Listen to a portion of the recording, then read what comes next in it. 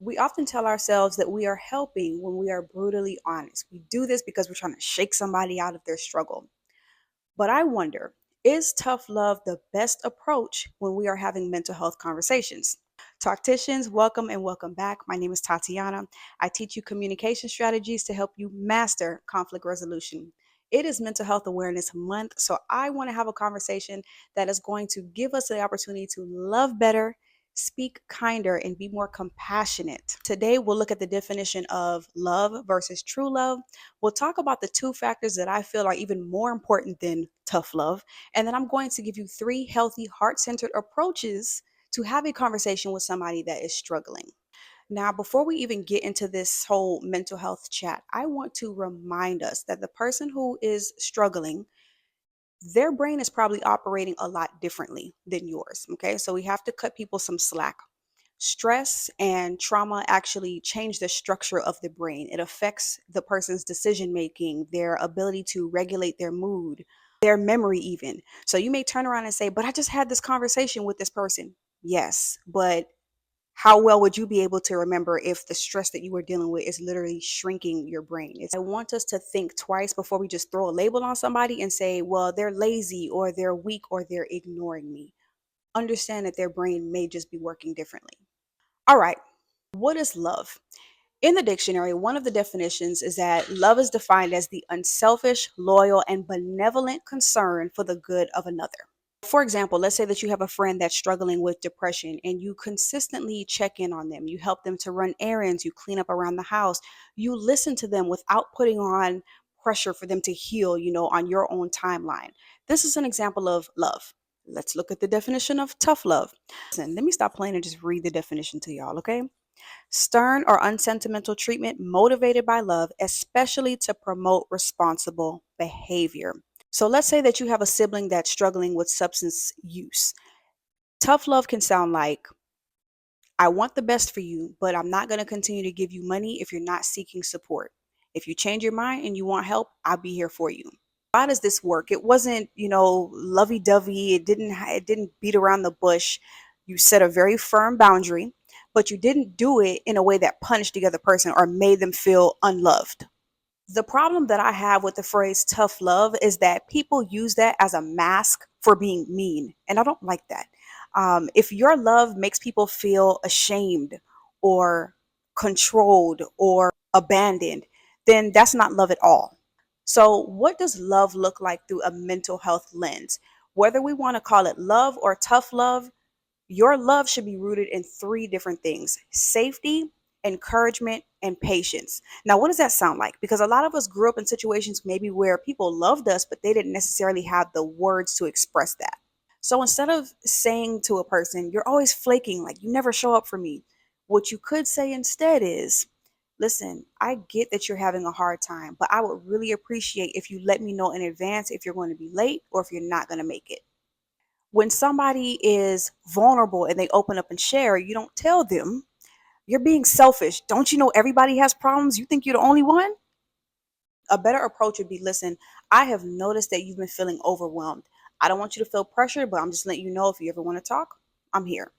These responses are based in safety, encouragement, and patience, and they're going to leave the door open, which is super important when a person is dealing with a mental health challenge or just struggling in general. Now, the two factors that I think are even more important than tough love: time and readiness. So when do we not want to have difficult conversations? During an argument when, both tensions are high. Also, if you notice that the other person is emotionally overwhelmed or they're intoxicated, that is also not the right time to open up this conversation. They're under the influence, they probably can't hear you. They're not going to be able to process anything that you're saying anyway. It's going to be a waste of time. You're going to be frustrated. So stay away from that. Also, when you're frustrated, it's the heat of the moment and you're looking for a way to quickly fix the situation. If you can feel that, take a break, take a pause, and choose to come back at a time when you're feeling more level headed. Now, once we've gotten to that space where both parties seem like they may be ready for a conversation, questions to ask yourself before you actually go and engage them. Are we both calm and in the headspace to have this conversation right now? Has this person been hinting that they are ready and open for support? Because if they haven't, this conversation can come off as unsolicited advice, and nobody likes that. And then time again, do we actually have the time and the privacy to have this conversation? You don't want to open up this deep, vulnerable conversation as you're running out the door on your way to work. You also don't want to open this up at the family dinner table. It is probably not the best time. They are going to feel very embarrassed. Tensions are going to go high. So we just want to avoid that. Okay, don't do that at the dinner table. It's important that we do this because we need the time to check our heart and craft our responses and ensure that they're actually rooted in love, because we want these conversations to go well. Rushing them is going to cause more damage than necessary. Okay. Think about a surgeon. They're not going to do a 4 hour surgery in 30 minutes. They're not going to try to do that. We need to give the injury, or we need to give the situation the time that it deserves. Now, I'm sitting here talking about time, and you might be looking at me like, Tatiana, this person doesn't have time. Don't you see that their life is falling apart? We don't have that. I want you to remember, one, that their brain may be working differently than yours. So please remember to be patient and compassionate. They may not see things the way that you see it. So they may not necessarily see that their life is falling apart. They might see that their life is falling apart and they are absolutely terrified to do anything about it. This is why it's so imperative for us to communicate our love in a way that is emotionally safe so that they don't feel so overwhelmed and so alone. How do we know that this person may not necessarily be ready? Well, when you try to open up the conversation, they respond to you with sarcasm, anger, silence, like they completely shut down. Maybe the person is not quite ready. Maybe they flat out deny that anything is even wrong, and they be like, get out my face, leave me alone. That's a good indicator that we might need to give them a break. Come back to them at a different time. These kinds of conversations can be very delicate. You might feel like you're kind of walking on a landmine. You don't have to walk into the situation blindly. How do we tell that there are signs that they might be ready to get professional help, or at least to start the conversation? You might hear them say things like, I think something is off, but I don't really know what it is. If they're venting to you, that could be an indicator that they're open to talk. If you notice that they start to ask you for structure, hey, can you text me in the morning so that I can remember to pray? Hey, can you give me a call every week so that we can just do check ins? Some people might actually get offended by that and think, well, this is just another way that they're throwing their job on me. Not necessarily. This could also be a cry for help. So just be aware of that. If you hear them start to talk about small changes that they're making in their routine, like maybe this person never went outside, now they're taking regular walks, or you hear them saying, hey, I have a gratitude journal that I write in now, or you hear them praying, those may be small little signs that the person may be ready to take a step forward in their mental health journey. Readiness doesn't necessarily mean perfection. That openness that you're starting to see is a good step forward, but don't think that they're not going to make mistakes or they're not going to be hesitant or fearful. Those may seem like backward steps to you, but listen, your only job is to try to be the emotionally safe person on their walk. That's it. That's all you got to do. When it comes to conflict, when it comes to mental health, many of us have been trained to sweep things under the rug or use shame or aggression in order to make the pain stop. A lot of us weren't given examples of how to show love, how to show a healthy attitude to the person that's actually struggling. So I'm going to give you the words. Okay, here we go. 3 healthy, heart centered approaches for difficult mental health conversations. Start with care and then introduce the boundary. Instead of saying, get the hell out of my house, what we could try is, I love you and I notice that you've been struggling, but I am not going to support choices that hurt you. Have you thought about talking to somebody? Give them a minute to respond, and you can say, I'll be here. I'm going to help you if you want. This approach works because it builds trust before you challenge them. It keeps the door open for healthy conversation without enabling the poor behavior. And then it actually offers a solution. You're not just sitting there criticizing the person. Another approach is to use curiosity to empower that person and not control.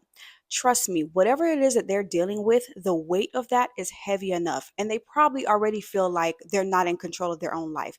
So, whatever we do needs to be in support of putting them back in the driver's seat. You could say to them, if you could feel even 10% better, what would that look like? Give them a moment to respond and then follow up and say, you want to look at next steps together? This approach is going to honor their autonomy. It shows that you believe in them, you care about them, and then it transforms the tone from you should to we can, okay? And that's what this whole thing is about. We want to make sure that the people in our lives feel loved and feel cared for and supported. My last approach for you today is to validate and focus forward. So instead of throwing a label on that person and saying, "Man, you're so lazy," that's probably not going to be very helpful. We want to say something along the lines of, "I know you're tired and I know it's been heavy, but I truly believe that this is not the end of your story. There are so many professionals out there that can support you through this. You want me to help you look? Don't you think that's going to be better?" So, why does this work? As human beings, it is a basic core need to be heard and understood. Most of the time, people are not looking for you to solve their problems. We actually know the answers to our problems. We just need a supportive person, a supportive environment to help us as we walk through to get the answer. So, this statement actually acknowledges the person and their challenge first, and it shifts their thinking from problem to possibility. So whether we're using the phrase love or tough love, we want to ask ourselves a few questions. Are we both in a calm space to have this conversation? Have they hinted to me in the past that they are even ready for the support? And do we now have the time and the privacy to have what could be a very vulnerable conversation? Do your part to be emotionally safe and take the pressure off of yourself to change the situation. You can support, but that person has to be in charge of their recovery process. You can't make people do things. Last but not least, whatever label on love you want to use, if you're using the word love, it should empower. It should not shame. It should not control. And it should not disappear when the person doesn't do what we want them to do.